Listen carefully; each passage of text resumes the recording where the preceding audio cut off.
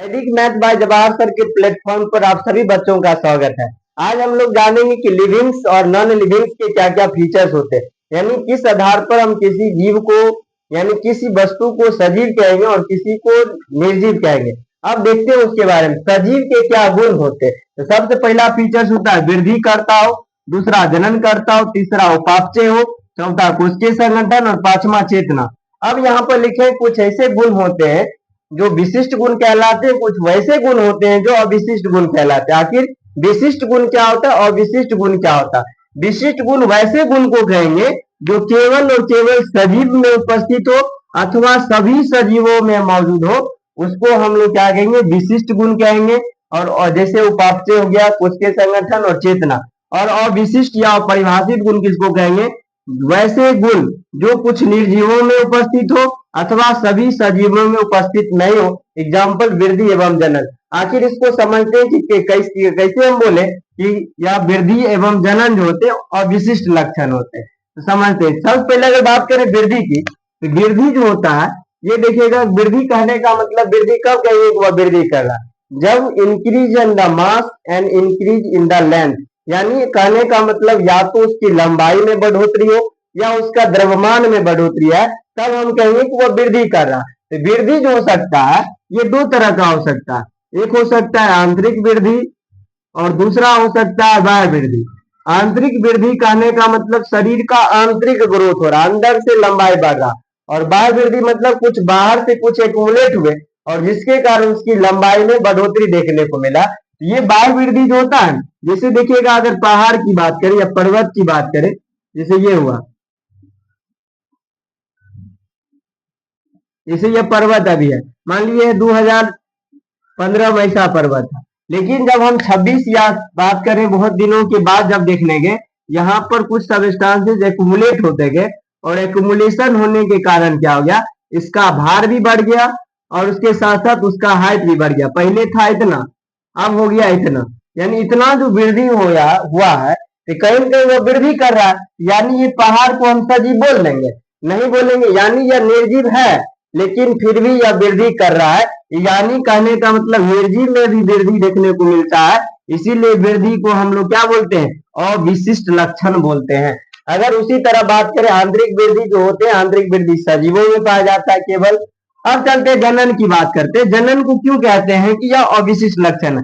हम लोग तो जानते हैं कि जितने भी धरती पर जीव है वो अपने समान बच्चे को जन्म देता। जनन कहने का मतलब अपने समान बच्चे को जन्म देगा, जनन कहलाता। अब देखिए इसमें क्या होता है, कुछ ऐसे भी जीव होते हैं जो अपने समान बच्चे को जन्म नहीं देते। जैसे इसका एग्जाम्पल क्या होता है? एग्जाम्पल जैसे म्यूल का नाम सुने होइएगा। म्यूल यानी खच्चर। इसका जो निर्माण होता है वो मेल डंकी एवं फीमेल हॉर्स, इसके भी सेक्सुअल इंटरकोर्स करने से जो संतति उत्पन्न होती है, फीमेल हॉर्स, इसके भी सेक्सुअल इंटरकोर्स करने से म्यूल का निर्माण होता है। और म्यूल अपने समान संतति को जन्म नहीं देता। आखिर म्यूल बच्चे को जन्म नहीं दे रहा है, तो म्यूल क्या सजीव नहीं है? सजीव रहते हुए भी वह क्या है? वो बच्चे को जन्म नहीं दे रहा है, यानी जनन नहीं कर रहा है। इसीलिए इसको हम क्या लिखे? सभी सजीवों का फीचर्स नहीं है। इसको हम लोग क्या बोलेंगे? अविशिष्ट लक्षण। इसीलिए जनन को भी क्या बोलते हैं? अविशिष्ट लक्षण बोलते हैं। यानी ये दोनों क्या होते हैं? अविशिष्ट लक्षण होते हैं। क्योंकि वृद्धि जो होता है वह निर्जीव में भी होता है और सजीव में भी होता है। और जनन की बात करें तो सभी जो जितने भी जीव है सजीव, वो अपने समान संतति को जन्म नहीं देता, यानी जनन नहीं करता। इसीलिए इसको क्या कहते हैं? अविशिष्ट लक्षण बोलते हैं। विशिष्ट लक्षण वैसे गुण को बोलेंगे जो केवल सजीव में होगा। जैसे उपापचय। उपापचय यानी मेटाबॉलिज्म। मेटाबॉलिज्म कहने का मतलब क्या होता है? इसको सिंपल में याद रखिए तो जोड़िंग और तोड़िंग प्रोसेस। यानी कहने का मतलब उपापचय बराबर क्या होता है? अपचय प्लस उपचय। उपचय यानी अपचय कहने का मतलब कुछ बड़े मॉलिक्यूल्स का टूटना, और उपचय कहने का मतलब निर्माण होना, यानी संश्लेषण होना। यानी जो कि लिविंग बॉडी के अंदर हमेशा कुछ टूटते रहते हैं और कुछ निर्माण होते रहते हैं।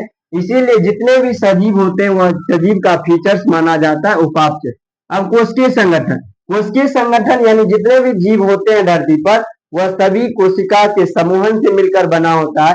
इसीलिए कोशिका को क्या कहते हैं, कोशिकीय संगठन को क्या बोलते हैं, विशिष्ट लक्षण बोलते हैं।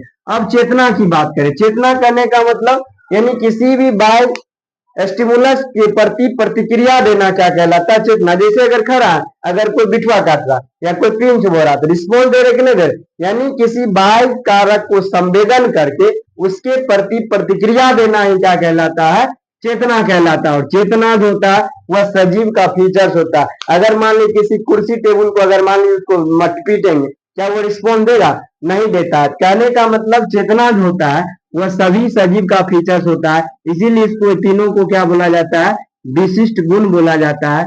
और स्वचेतना, याद रखना, एक स्वचेतना सेल्फ कॉन्शियसनेस की बात करें, वह केवल और केवल किसका फीचर्स होता है, ह्यूमन का फीचर्स होता है। कॉन्शियसनेस, सेल्फ कॉन्शियसनेस, कॉन्शियसनेस सभी सजीव का फीचर्स होता है, लेकिन सेल्फ कॉन्शियसनेस यानी सोचने समझने की जो क्षमता होती है वह केवल और केवल मनुष्य के पास होता है। तो आप लोग समझ गए होइएगा कि विशिष्ट लक्षण क्या होते हैं और अविशिष्ट लक्षण क्या होते हैं। धन्यवाद।